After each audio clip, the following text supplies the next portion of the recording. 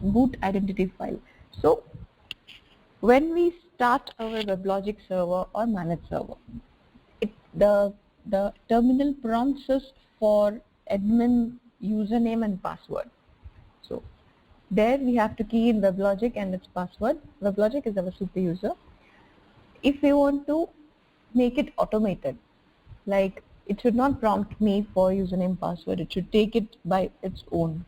So for that, we can create a boot identity file. Whenever our WebLogic server will start, it will internally take the credentials from this file. That is boot.properties file. And what type of credentials are we talking about here? WebLogic and its username password, which we give while logging to our admin console. Okay. So those credentials are prompted for us when we try to start it through this command from command prompt.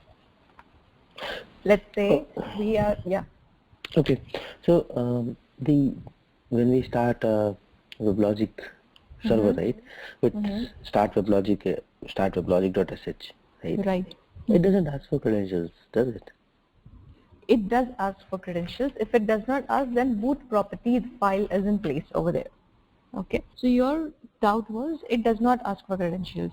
So let's say I have done my setup. At first time I'm starting my WebLogic admin server from the script start weblogic.sh. It will ask for credentials at the command prompt itself. It will ask me enter the username, enter the password. There we have to give the username and password, that is WebLogic, and its password, let's say welcome1.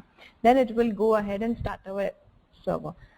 So if we don't want this keying in username and passwords every time we start, then for that we have to do this setting of boot.properties file. We have to store our admin username and password in this file, and the script will internally take the credentials from this file. Okay. The next thing is it safe to store the admin username and password in such file on the server? Because anyone can go and log in. If the person is having login credentials of your OS, you can see. So is it safe or not? We will also see this. It encrypts. Once your server starts, it encrypts and keeps the encrypted username and password both. Not even the username will be visible. So boot.properties file is completely safe. Okay. So that boot.properties file, right? It is only entity of Fusion middleware architecture or WebLogic? WebLogic. Okay. Because it is for WebLogic. Yeah. I have been using WebLogic for a very long time, but I never came across boot.properties, and I never had to give the password while I use start. Let me check. Yeah. Okay. You can check out that. It is there, because if boot properties is not there, it will prompt for password. Then I think it has something to do with WebLogic working with Oracle Fusion middleware, because in PeopleSoft, I mean, PeopleSoft, yeah, I don't know. I'm telling you, because in PeopleSoft also we use WebLogic. WebLogic is our web server. I mean, no doubt about it. But you install WebLogic, you configure WebLogic domain, you create it, and you are good to go.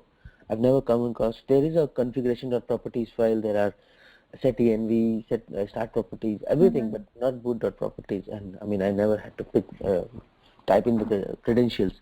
But yeah, I might be wrong, or it might be taking care at the back end. I have to check. Yeah. Yeah, because if you choose your installation type of your WebLogic as development mode, so it is automatically created for you. If you create it as a production, then you have to create it. That is also there. So maybe you guys have created it with production mode, and you may not have found that file over there. No, let's agree to disagree. But even for production mode, right? It never asked me. That is why I'm not able to digest it. But yeah, I might have to check something else here. I'll check. Don't worry about it. Okay. Fine. Okay. Now, how to create boot file? Okay. First of all, you have to stop your admin server. because we are dealing with the login credentials of it. So we have to stop the admin console, admin server with stop WebLogic script. Then you can log into your, you can go to the command prompt, go to the directory domain home. Under that, cd admin server subdirectory. Here it lies. Now under admin server, if you find security folder, then that's okay. If no, if it is not then you have to create a security folder. And after that, you have to create a boot.properties file over there. So your complete location of boot.property file would be domain home /servers/admin server/security. Yeah. Okay.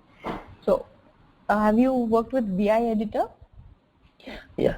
Yeah. Big time. So with using VI, you can create boot.property. Username, you have to key in WebLogic. Password, welcome1. And you don't have to give any special characters over here, no spaces, extra spaces, because it's going to encrypt, right? So it will even take the space if you give. So that may corrupt your console. So that's why you have to create this file with a lot of care. Okay. Next, you have to save it and now start weblogic.sh. It will take the credentials and it will start the WebLogic. Now this time it will not ask you for credentials, and after the admin server is up and running and it comes in the running mode, you can see the contents of boot.properties. It will be something like this. It has already encrypted it. So our credentials are safe that way. So you can have a check over your WebLogic directory which you use, check whether boot properties file is there or not.